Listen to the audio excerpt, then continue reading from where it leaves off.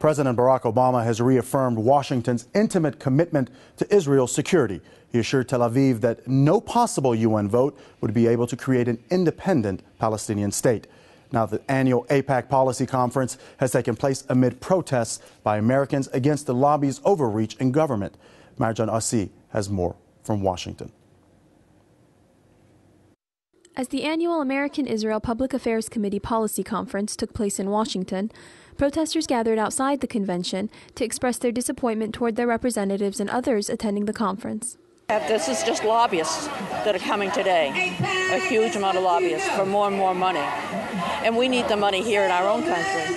Plus, they're using it for guns and weapons to destroy the Palestinian people.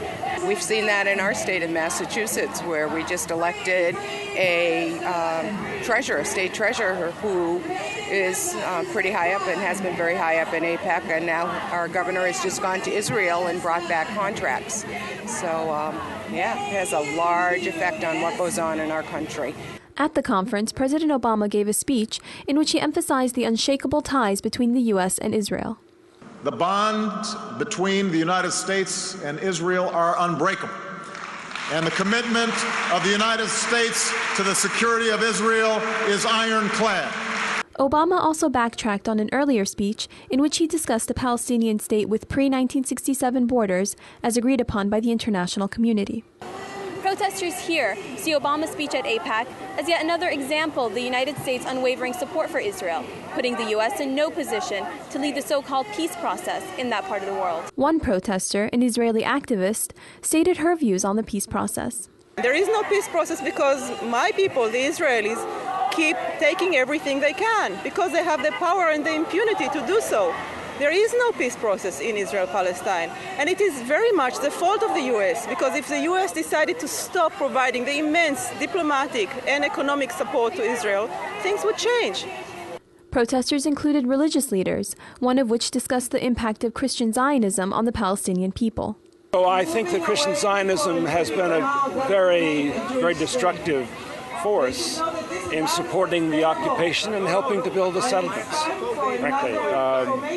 And those settlements are built on land that belongs to Palestinians. And they oppress the people and they continually confiscate more land. Protests began Friday on the arrival of Israeli Prime Minister Benjamin Netanyahu to Washington and will continue until Tuesday. Marjan Assi, Press TV, Washington. Now, continuing further on that thought, we have Eugene Michael Jones, which is editor of Culture War magazine, through Skype from Indiana. Eugene, thanks for joining us. And my first question, generally speaking, what does AIPAC 4 mean for a United States president? And how much of a policy statement do you expect from a U.S. president standing there?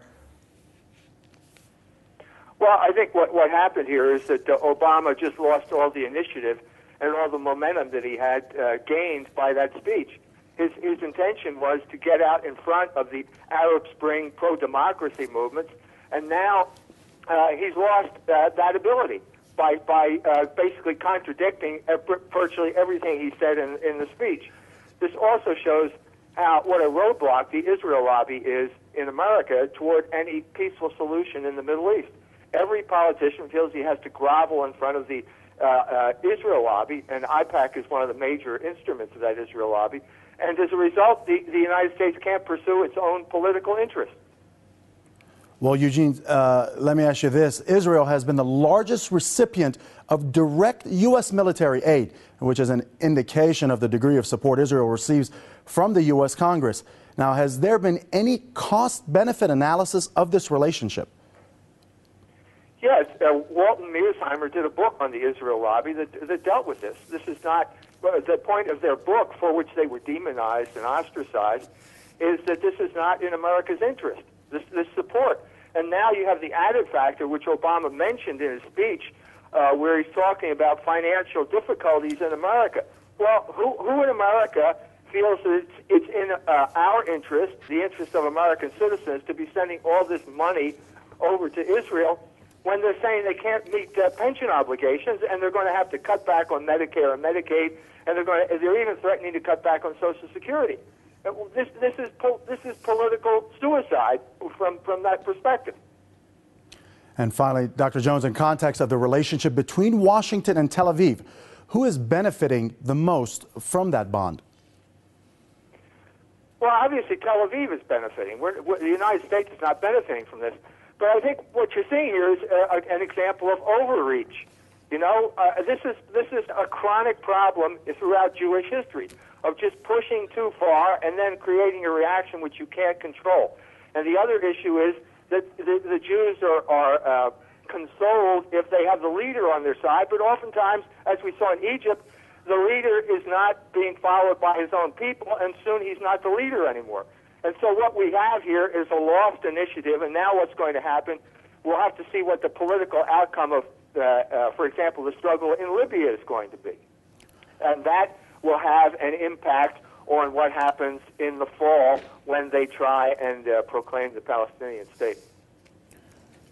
Well, Dr. Jones, thank you for joining us on this episode of World News and sharing your thoughts on the U.S.-Israeli support